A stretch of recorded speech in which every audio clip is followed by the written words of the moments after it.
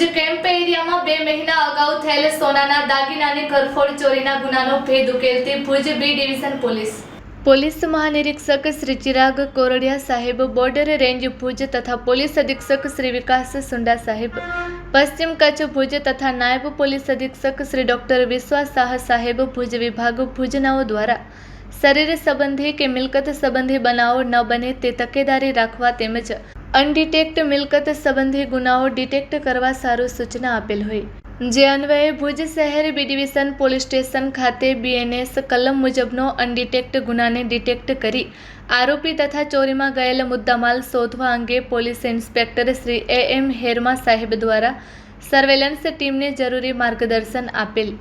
જે અન્વયે technical surveillance તથા હ્યુમન સોર્સ દ્વારા ખાનગી રાહે બાતમી હકીકત મળેલ કે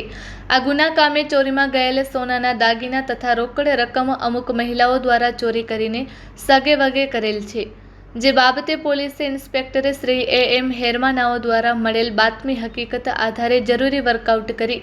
સર્વેલન્સ ટીમના માણસોની અલગ અલગ ટીમો બનાવી વ્યૂહાત્મક રીતે તપાસ હાથ ધરતા આ ગુનાને અંજામ આપનાર 3 મહિલા આરોપીને ચોરી સોનાના દાગીના તેમજ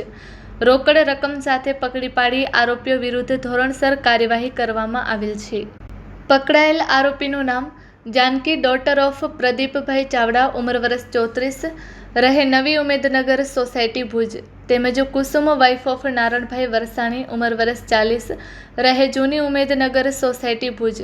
તેમજ મુમતાઝ ઉર્ફે રજિયા વાઇફ ઓફ લિયાકત ઉન્નડ, ઉંમર વર્ષ 35, રહે જૂની બકાલી કોલોની ભુજ. રિકવર કરેલ મુદ્દામાલ સોનાની લગડી વજન 74.740 ગ્રામ, કિંમત ₹8,24,000 તેમજ રોકડ રકમ 51,000 એમ કુલ 8,75,000નો મુદ્દામાલ કબજે કરવામાં આવેલ છે.